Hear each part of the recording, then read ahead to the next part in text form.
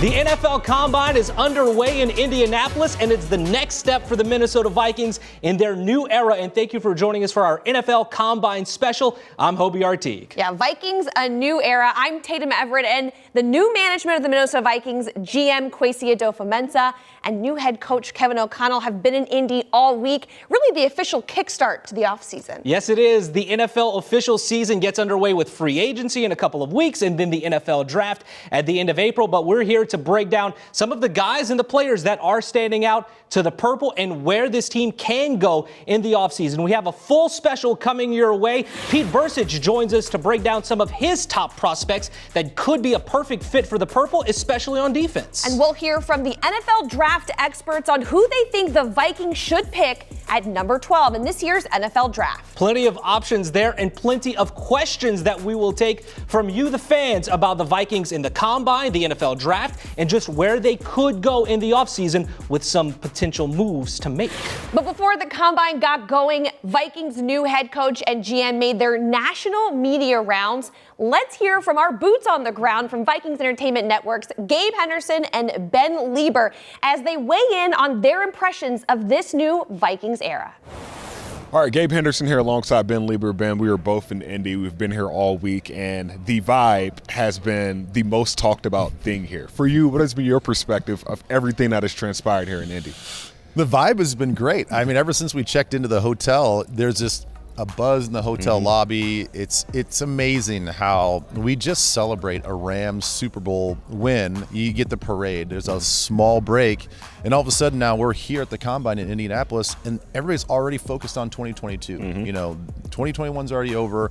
A lot of excitement, a lot of buzz. Obviously for us and Vikings country and Vikings world, a lot of new changes, and yeah, just excitement all around. Excitement all around, especially with this new regime here now. You got Kevin O'Connell, Kwesi Adofo-Mensah. We saw them talk earlier. We'll talk about that later in this segment. But first and foremost, everybody is talking about this 12th overall pick.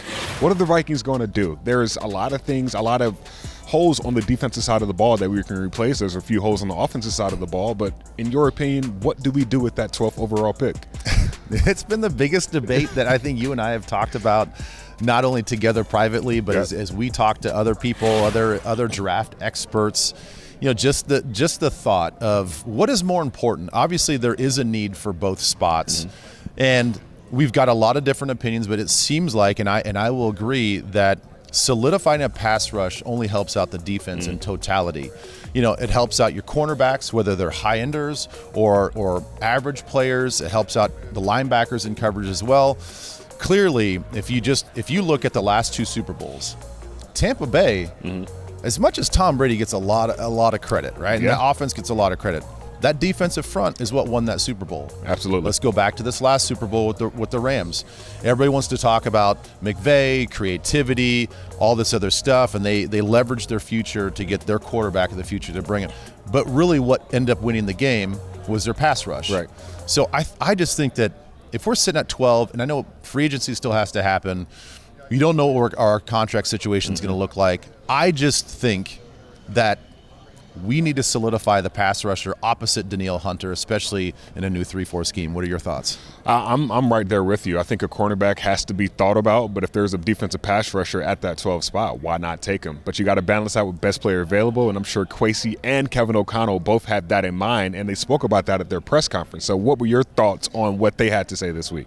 You know, I thought they performed great. You know, everything that we've seen from both of them with every introductory press conference, anything that they do, they just seem like they belong, and they already get it. You know, the moments never seem too big for them. The questions never seem too big for them. Obviously, they're prepared for things, but I thought Kevin and Kwesi, they performed great. They've been the most quietest guys. Most quietest is not a word that you should put together, but they've been the most quiet guys here at the Combine. But it's going to be interesting once they start making some changes and implementing their vision for the future going forward. And Vikings fans, make sure you stay tuned because the future is now, and I'm looking forward to it right here with my guy Ben Lieber.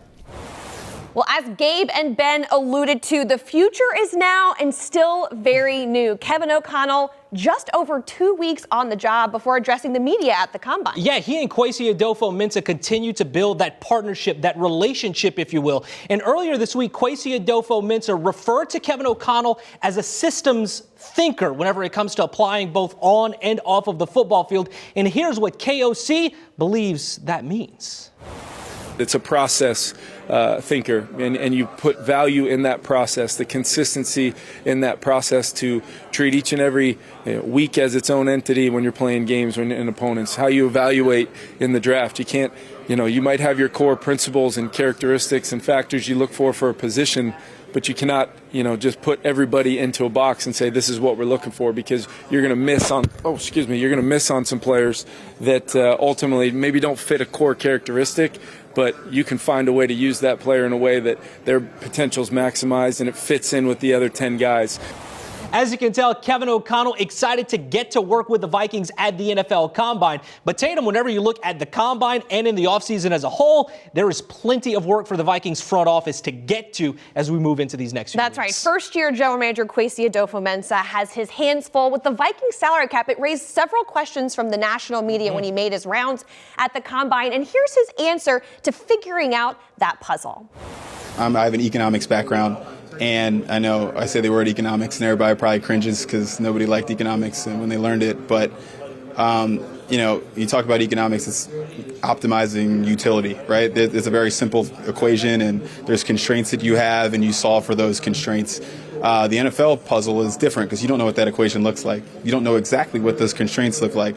So there's a little bit of art, there's a little bit of science, and that's what makes the puzzle fun. Honestly, that's what drew me to the sport, and it's why I think all of us love competing at the highest level. And there are several big free agent names that Kwesi's going to have to keep in mind, like Anthony Barr, Patrick Peterson. It is going to be truly a puzzle to figure out. However, Hobie, that wasn't the hottest topic of the Combine so far. That's the biggest piece of the puzzle, not just from the Combine, but the entire offseason up to this point. And that's what the Vikings will do with Kirk Cousins. Kevin O'Connell was asked about it in his introductory press conference. Kwesi Adofo-Mensah was asked about it in his introductory press conference, as well as at the NFL Combine. But he had some great things to say about the Vikings quarterback, who still is under contract, and called him an incredible player. Take a listen. And I think what you know about Kirk is when the odds are shifted in his favor, he gets the most out of it, right? And I think people don't appreciate that skill enough. But he's incredibly consistent, incredibly accurate thrower, tough. He's durable. He plays every game. He stands in there and takes those hits when those throws are a little bit harder to come by. He's an incredible player, really cerebral. He's one of the first phone calls I made. And one of the funny things I love about being in this job is you come in with a preconceived notion about NFL players. And then you get here and they're just so different than you. I mean, they're all just so talented. I text all my Wall Street buddies all the time, like they would all take our jobs, just so we're clear. And so Kirk is no different.